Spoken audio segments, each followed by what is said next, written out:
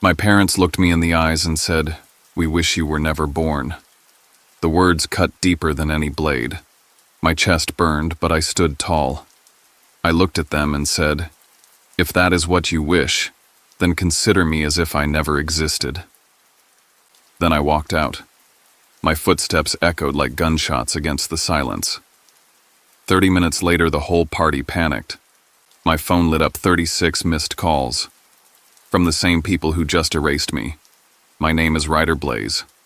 And this is the story of how I was broken, erased, and then reborn. I'm about to share something close to my heart. But before I do, can you say hi in the comments? Or tell me where you're from. I love hearing how far my story reach. It's always good to know I'm not alone in this. Thank you. And now, let me tell you everything. And if my story resonates with you, please consider subscribing to this channel. Sometimes all it takes is knowing someone out there cares, and your support helps me keep telling the truth. I woke up before the sun, the skyline of Chicago framed by my small South Loop apartment window. The city looked alive already, steel and glass catching the first blush of light. Today was supposed to be my day. The day years of exhaustion, endless nights at the office, and relentless sacrifices finally meant something. I told myself not to think about money, not to think about the bills I paid that weren't mine, not to let anything ruin the glow of my MBA graduation. My phone buzzed before I even stepped into the shower. A text from Mom. "Remember, let Avery sit in the middle. Your guests can take the side table." 10 seconds later, Dad added, "Don't brag about that $1 million project. It sounds arrogant." I stood there staring at the screen, the steam filling the bathroom, my chest tightening. Even on my day, the center belonged to someone else. When I walked into the kitchen, Elliot was already there, leaning on the counter with 2 coffees. He had a grin on his face, that same unshakable grin he'd worn since high school. "This is your day, Ryder. Don't let anyone steal it." He handed me the cup. I forced a smile, but my stomach twisted. On campus, balloons swayed in the June air. Professors in dark robes shook hands. Families cheered, and my name was called. Professor Holt hugged me, whispering, "You are one of the sharpest minds I've taught. Don't forget that." At the reception, Colleen clapped me on the back, her voice carrying above the crowd. "You saved that deal when no one else could." Tonight, we drink to that. Their pride in me felt real, tangible. Yet when I checked my phone, it buzzed again. This time a notification from the restaurant the deposit had been adjusted. Additional 2 tables added per family request. I hadn't approved that. My card had been charged anyway. By late afternoon, I stood on the bridge overlooking the Chicago River, the water flashing green under the sun. I opened my leather journal and wrote, "I don't want to be used anymore. I want to be seen." I snapped the cover shut as my phone vibrated once more. This time it was Avery. "We need to talk tonight. It's important." Back home, I checked the seating chart the restaurant had sent. My friends, my colleagues, the people who had carried me through were pushed to the far edge of the room near the kitchen. My parents' side of the family occupied the center. Avery's name was written in bold across the main table. My own name looked like an afterthought. For a second, I thought about canceling everything. But then I opened the voice recorder on my phone. If they tried to humiliate me, if they erased me again in front of everyone, I would have proof. I pressed record and slid the phone into my pocket. As evening fell, the city lit up in amber headlights crawling across Michigan Avenue. I buttoned my suit jacket, looked in the mirror, and told myself, tonight they will see me. Still, Avery's message blinked on my screen like a pulse I couldn't ignore. The walk across campus had stirred something I tried hard to bury memories of when I first realized I was invisible. Naperville, Illinois. A quiet neighborhood where lawns were trimmed and houses all looked alike, but inside mine the rules were never the same for both children. At 15, I had just won the Illinois State Math Championship. I came home with the medal still warm against my chest. Dad barely glanced at it before turning to the neighbor, smiling. Avery's already writing her pre-med essays. She'll be a doctor, the pride of this family. The medal might as well have been plastic. Then came my birthday party. balloons of sheet cake on the table. Friends from school crowded into our small living room. I leaned in, ready to blow out the candles, when I noticed the icing. Across the top, in bright red letters, "Happy Birthday, Avery." My name was squeezed into the corner like an afterthought. My friends laughed, thinking it was some kind of joke.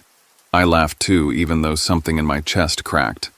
It was Elliot back then, just another awkward kid in the math club who leaned toward me during the party and whispered, "You don't need their permission to shine." I didn't know then how much I'd cling to those words. One summer afternoon, helping Dad clear boxes in the garage, I stumbled on a file labeled College Fund, Kids. My hands shook as I flipped it open. Every line item, every withdrawal was marked for Avery prep courses, lab fees, application consultants. The balance was nearly drained. My name wasn't on a single page. When Mom noticed me holding the folder, she snatched it away. "You're the older one," she said briskly. "You'll go into finance, you'll make money quickly. Your sister needs this more." The words cut deep, lodging like splinters I could never dig out. I tucked the math medal into a shoebox under my bed beside old notebooks and pencils. It stayed there gathering dust while Avery's biology awards lined the mantel. At family dinners, every story circled back to her. I became the background character in my own house. Years later, I would understand that the college fund was supposed to be for both of us. It had been drained long before I even applied for schools. That's why I had to work shifts at a coffee shop, why I filled out scholarship applications in the dead of night, why I learned to survive on ramen while Avery's tuition was covered without question. I still remember the way Aunt Janet pulled me aside once, her voice low. "Don't tell your mother I said this, but they already decided your path a long time ago." She squeezed my shoulder before walking away, leaving me with the truth I wasn't ready to face. My life had been written for me, and I was never meant to take center stage. When Mom later tucked that folder back into the box and snapped the lid shut, I knew my road would always be uphill. I would always be asked to give while Avery was destined to receive.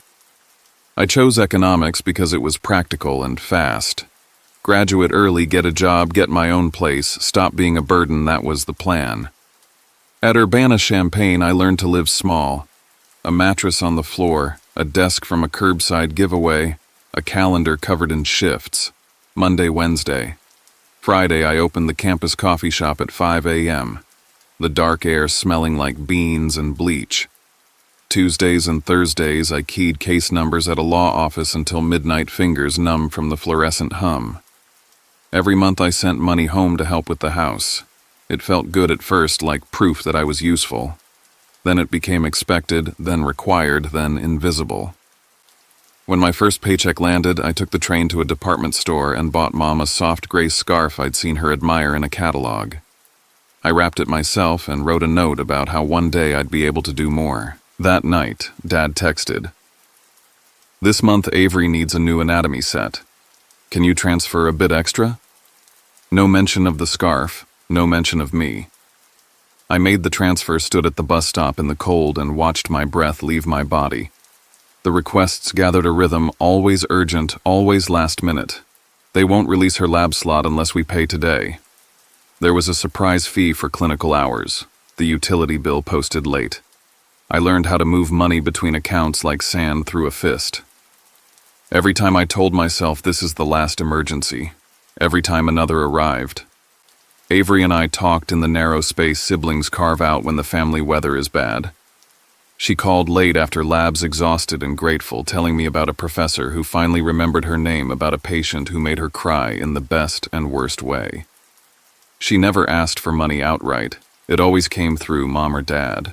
That made it easier to pretend we were on the same team, that I was investing in our future, that one day there would be a reckoning where all of this was seen and counted. Elliot became my checkpoint.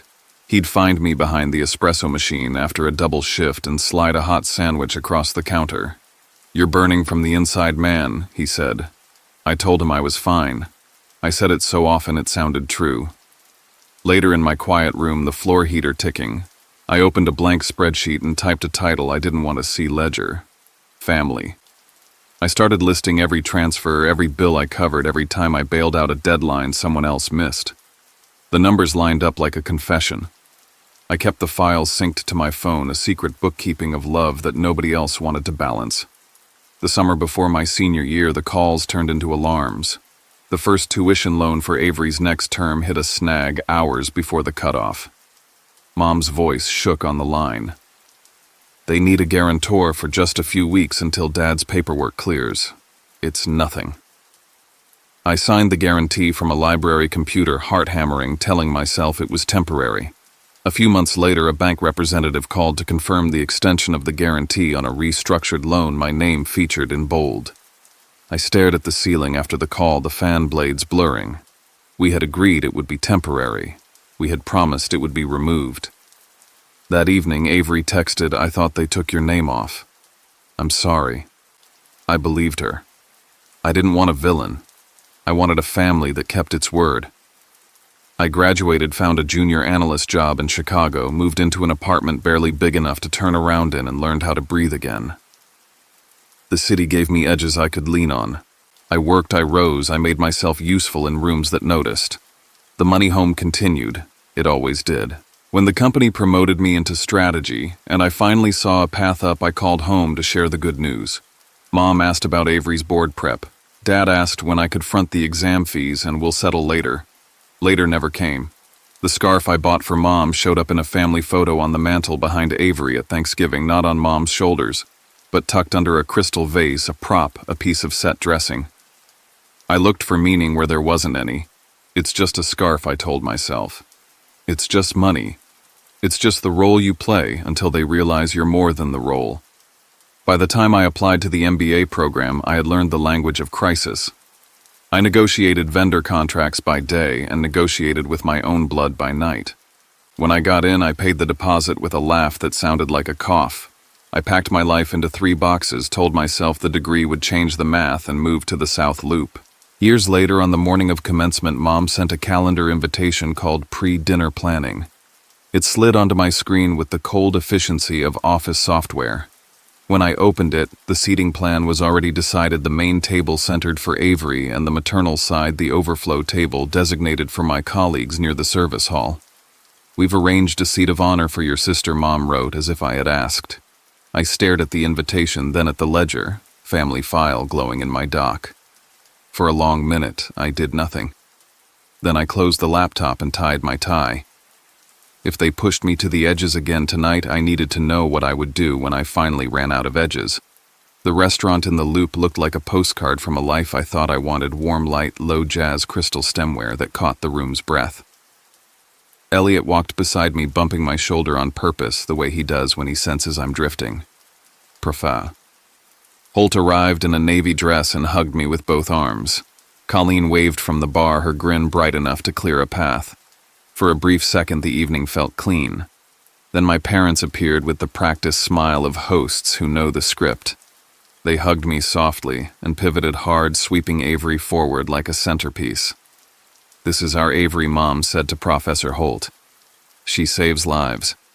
Dad shook Colleen's hand and asked what it was like to work with someone who sits at a desk all day. I swallowed the taste of metal. I glanced at the floor diagram the maitre d' had placed on the stand. The central table glowed under a ring of pendant lights. Avery's nameplate sat at the middle beside my mother's, surrounded by a half-moon of relatives. My own name was printed at a corner table near the kitchen door, the one that breathed steam and clatter each time it swung. My friends, people who had fought for me and with me, were assigned there too. When we took our seats, a colleague I admired asked my parents if they were proud. Mom's smile was thin. "He's good with numbers," she said. "But Avery, well, she saves people." Colleen lifted her glass and began to speak about the deal I had rescued in the spring, how it had kept a company from collapsing, how it had saved the jobs of 1,000 families. Dad cut in politely. "That is his job," he said. "It's not the same." The table absorbed the judgment like a spill. I kept breathing. I told myself to remember the river, the journal, the promise I made to myself hours earlier. Elliot pressed his hand to my shoulder under the table. "Not your fault," he whispered. Behind us, an aunt I barely knew murmured to her husband, "Ryder has money, but no soul." I didn't turn around. I fixed my eyes on the candle and watched the flame tremble. On my way back from the restroom, I passed Avery, who was turned slightly away from the room, speaking to a friend from her residency. Her voice was hushed and hoarse. If Ryder hadn't paid, she said, I would have crashed a long time ago. But they'll never say that out loud. The truth sat between us like a third person. She saw me flinched and looked down. I nodded and kept walking. I wanted to tell her I understood. I wanted to tell her that understanding didn't make the weight any lighter. Back at the table, my phone buzzed. A coworker had tagged me in a story. I tapped it open and saw the glowing center table, the caption reading, "The doctor's family is the star tonight." The camera panned across faces I knew from childhood and cut away just before it reached mine. I watched it twice. The second time hurt more. An email banner rose along the top of my screen from the restaurant updated invoice. I opened it without thinking. The total stared at me, my card on file, my name in the line that mattered. I scrolled to the notes section. "Thank you for hosting this celebration," it read. "Congratulations to Avery." My parents' laughter floated across the room as they told a cousin that they had put this evening together for our Avery, who makes us proud. I felt something in me click into place, not a snap, but a steady lock. I raised my glass and clinked it softly with my spoon. The room did not quiet at first. Then it did, voices falling like coins into a well. Colleen looked at me. Professor Holt folded her hands. Elliot watched my face the way you watch a friend on a cliff. I stood, shoulders squared, the murmur thinning into a hush. I could feel the jazz fading behind me, the candlelight pooling at the base of the glass, the door to the kitchen swinging open and shut in a rhythm I had known my whole life. I filled my lungs and held the room in the space of a breath, ready to stop pretending I wasn't there. The room clicked into stillness when my spoon kissed the rim of my glass. I felt the heat in my throat and let it steady into words. "If I'm just the wallet," I said, my voice shaking the first few syllables before it found bone. "Then who paid the bills, the tuition, the hospital?" For a breath, no one moved. The jazz stuttered and went quiet. Someone set a fork down and it sounded like a gavel. I kept going because I had carried this ledger in my head for 10 years. I paid the power when the lights flickered. I covered the late fees when the notices came in red. I guaranteed loans I was told would be temporary loans that somehow never let me go. Every month I sent money home so someone else could breathe. Murmurs rustled around the table, a ripple of fabric in a room too warm. Dad's face colored to the shade of a warning light. "You ungrateful child," he said louder than he needed to be. "We wish we had never given birth to such a disrespectful son." The sentence hit like a door slamming in a quiet house. I stared at the candle and watched the flame bend and stand back up. I swallowed tasted copper and scanned the faces that had seen me grow from a kid with a medal into a man who paid for the cake and still didn't get a slice. "If that is what you wish," I said, and my voice surprised me with its calm, "then consider me as if I never existed." Chairs creaked. A cousin's lips parted. Colleen's eyes went fierce with a kind of protective anger I had never felt on my behalf from blood. I set my glass down its base, clicking the crystal. I walked away. The hardwood floor gave my steps a beat. I crossed the ring of light past the maitre d' and pushed through the brass-handled door into the hallway where it smelled like citrus cleanser and cold air. Ryder Elliot called catching up, but I lifted a hand without turning. "Let me go alone." He slowed, and in that pause, I felt the clean edge of something ending. The lobby lights flattened the evening into a film still. Outside, the loop hummed and blinked. A text flashed before the door closed behind me. "Avery, I am sorry. I know what you've done. I was afraid to say it." I stood under the awning while the valet whistled for a cab, and I looked at the message until the screen blurred. I typed nothing back. In the taxi, the city slid by in wet strokes, red and white reflections smearing across the windshield. My phone buzzed like a trapped insect. Mom, Dad, Aunt Janet, a colleague who didn't know what to do with the silence I had left on that table. The driver glanced at me in the mirror as if he could feel the noise in my pocket. I let it ring. I let all of it ring. When I reached my building, The river threw back the city's lights in shredded coins. I climbed the stairs to avoid the elevator chatter, unlocked my door, and stepped into dark. I didn't turn the lights on. I set my phone on the counter and faced the window, the city breathing below. The screen lit again, insistent. When I finally picked it up, the number on the lock screen stared back at me. 36 missed calls. I counted them because counting is what I do when I need the world to make a shape. 36 attempts to pull me back into the old role in the span of an hour. 36 times I chose to stay gone. An email pinged and slid into view, tidy polite. Thank you for your payment. Congratulations to Dr. Avery. I laughed once, a sound without humor that cracked at the end. Even the receipt had learned the family's script. I powered the phone down and the apartment went completely quiet. I kicked off my shoes and walked to the window. The river was a black seam stitched through the city's chest. Somewhere in the restaurant, a candle guttered out. I set my forehead against the glass and said it out loud, to the street, to the water, to whatever part of me still needed permission.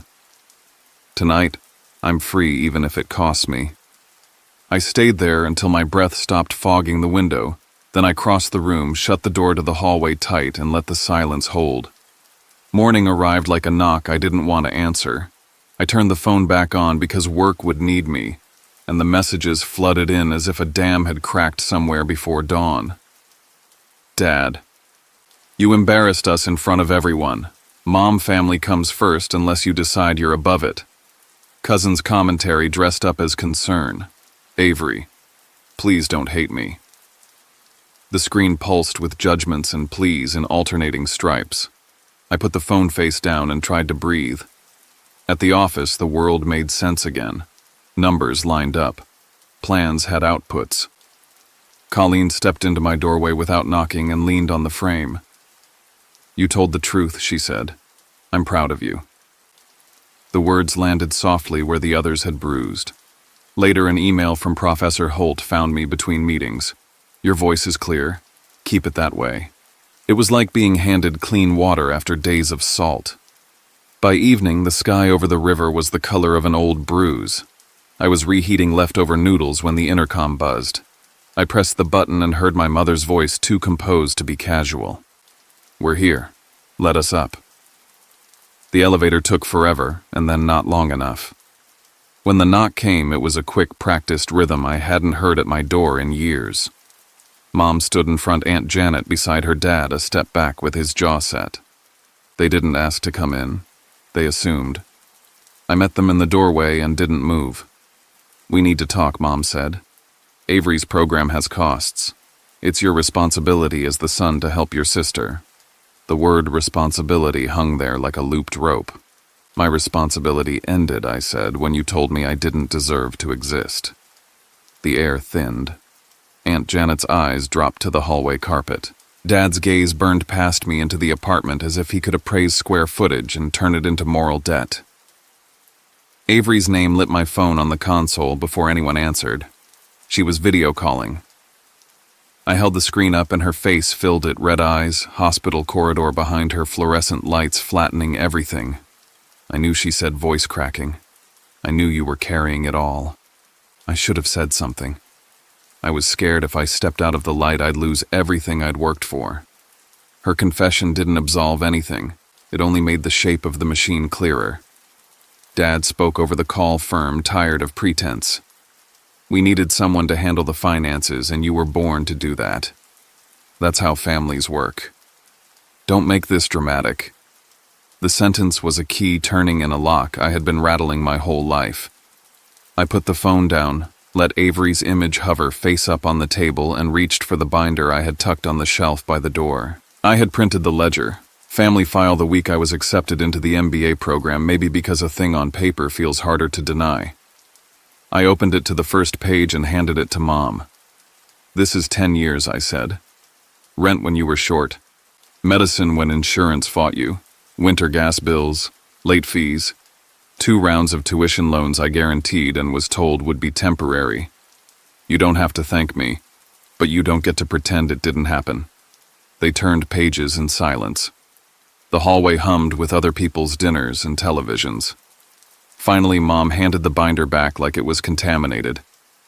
That's what an eldest son does, she said, crisp and chilly. It isn't a favor. It's duty. I could feel the anger rise and pass the way a fever breaks. No, I said. It was love. And you kept calling it duty so you wouldn't have to love me back. I stepped into the doorway, making the space smaller. From now on, you will figure it out without me. I am not the family's wallet anymore. Aunt Janet's mouth trembled like she might speak, but she didn't. Dad squared his shoulders, the old posture of final authority, but there was nothing left to command. The elevator chimed at the end of the hall. Somewhere a dog barked twice and went quiet. Mom started to say my name the way she did when I was 8 and late for dinner. I nodded once, not at her but at the past. I hope you find a way, I said. I hope Avery finds her own balance and her own voice. But I am done. I eased the door inward until the frame touched their shoes. Take care of yourselves. I closed the door. The latch caught small and decisive. For a moment I stood with my palm flat to the wood, feeling the vibration of the hallway on the other side. Knuckles hit the door in a rapid burst. The old list of names returned through the barrier, selfish, ungrateful, dramatic like ghosts, who hadn't learned there was no house left to haunt. I slid down until I was sitting my back to the world I'd just sealed off. Tears came without heat, not anger, but evacuation. I let them. My breath grew slow again. The knocking thinned, then faded, then moved down the hall, their voices dissolving into elevator cables and the hum of the building. In the quiet, I could hear the river low and constant, the city's pulse that didn't care about our family's scripts. I stood, wiped my face with the sleeve of my sweatshirt, and looked around the little room that had held me through late nights and early mornings. The scarf under the vase in the old photo flickered across my mind and then drifted away for good. I powered the phone down once more and set it on the table beside the closed binder. I didn't have to prove anything anymore. The door behind me was just wood and paint and hinges, but it felt like a line drawn in wet concrete. On my side of it, air. On my side of it, room enough to live. After closing the door on my parents that night, I buried myself in work. I arrived early, stayed late, volunteered for projects that scared other people off. My mind was raw from the confrontation, but I poured every sharp edge into strategy decks and negotiations. Within months, I was leading a multinational project that had been teetering on collapse. Colleen introduced me in meetings as if I were already a partner.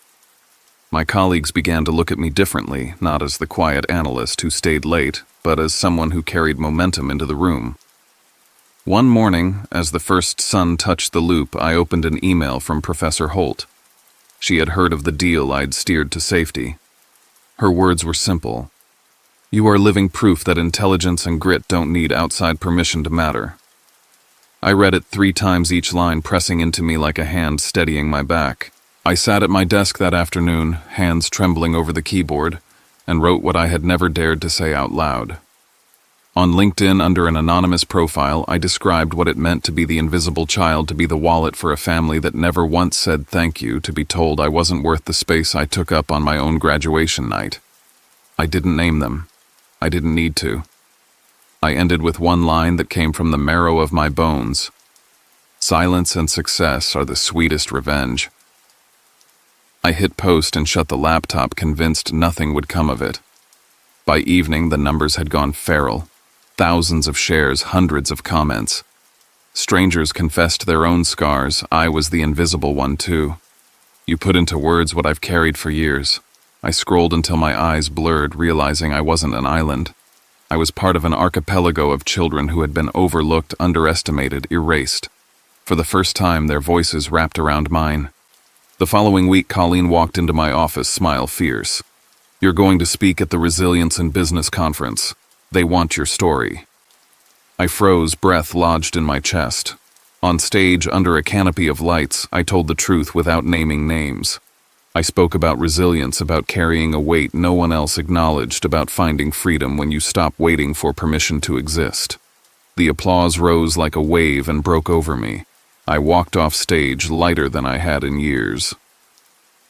I moved into a new apartment that fall. A penthouse floor-to-ceiling glass with Lake Michigan stretching endless outside my window. The first night, Elliot and Colleen stood with me on the balcony. We raised glasses of cheap champagne, laughing at the absurdity of the view. Family, Elliot said, clinking his glass against mine. I nodded, throat tight. It wasn't blood. It was better. News of my success spread quickly. Old neighbors whispered to my parents. Cousins forwarded articles. The emails started to arrive. At first they scolded, "You've abandoned us. You only care about yourself." Then they shifted into pleading, "Avery needs help. Don't turn your back." I read them in silence, my reply as steady as stone, nothing at all. Late one night, Avery's name lit my screen. Her message was a confession folded into regret. "I'm sorry. I knew how much you carried. I just wasn't brave enough to say it. I hope someday you can forgive me." I let the phone rest in my palm, then set it face down. Some words can't fix what years have carved. I stood at the window, Chicago glowing beneath me, the lake breathing its dark rhythm. "Now I live for myself," I whispered to the glass. "And nothing can drag me back." The city answered with silence, and for once, silence felt like love. By summer, I decided to host a dinner in my penthouse. No formal seating charts, no relatives competing for the center. Just pizza boxes on the marble counter, bottles of wine breathing open on the table, and the people who had chosen me. Elliot sprawled on the sofa, telling stories of our high school math club days.